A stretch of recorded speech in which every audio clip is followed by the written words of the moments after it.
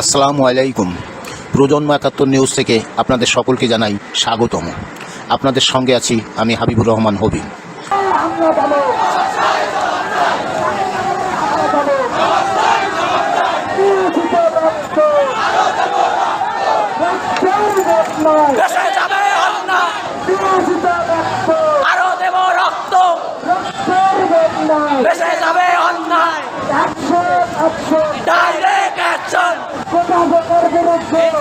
কোটা আন্দোলনে সংগ্রাম হয়, আমি শুরু থেকে আছি সমন্বয়ক হিসেবে।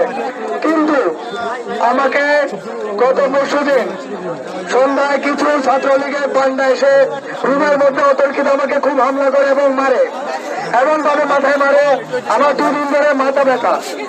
আমি তাদেরকে চিৎকার করে বলছিলাম আমার নানা মুক্তিযোদ্ধা যে স্লোগান দিয়েছি সেটা একটা বিক্ষোভ থেকে দিয়েছি, কিন্তু তারা আমার কথা শোনে নাই, হায়ার মতো আমাকে মারছে এবং আমাকে হল থেকে বের করে দিয়েছে।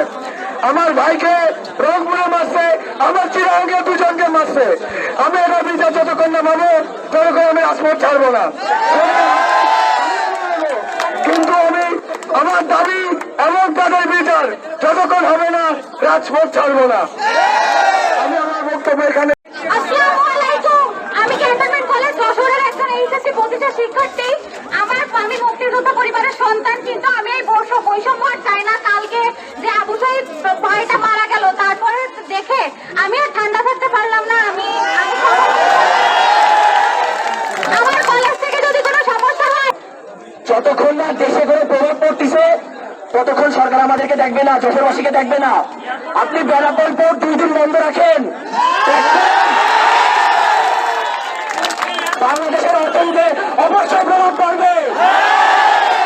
আমরা যদি 2টা দিন যদি আমরা বেনাপোল পোর্ট অফ রাখতে পারি, যশোর পোর্ট পুরো যশোরবাসীকে পুরো বাংলাদেশ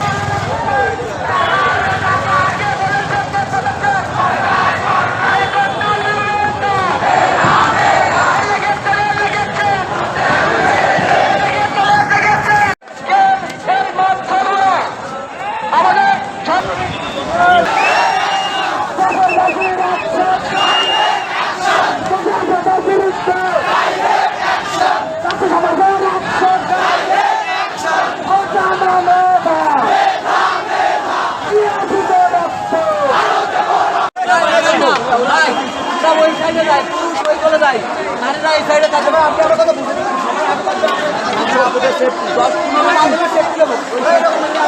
থাকলে অসুবিধা নাই, ওইটাও ব্লক আপনার, ওইটাও ব্লক দিব রাস্তা।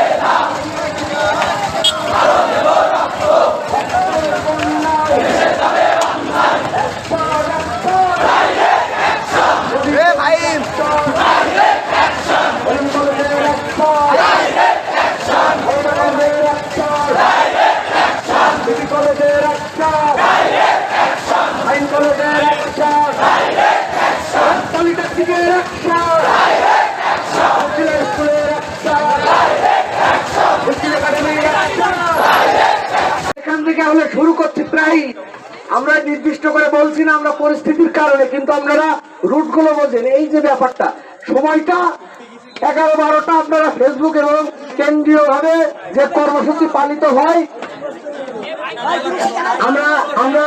আমরা নিরাপত্তার সাথে কোথায় জড়ো হবো সেটা বলছি না। আমরা ফেসবুকের মাধ্যমে আমাদের যে সমন্বয় গ্রুপ আছে সেগুলো সেখানে জানিয়ে দেবো এবং যেহেতু বিভিন্ন জায়গা থেকে স্টুডেন্টরা আসছে, অনেক জায়গায় ভোট পেতে থাকতে পারে, আমাদের হামলা হতে পারে। সেজন্য নিরাপত্তার সাথে আমরা প্লেসটা বলছি না, আমরা ফেসবুকে জানি। একটা কথাই বলতে চাই, জাতির ঘরে শিক্ষার্থী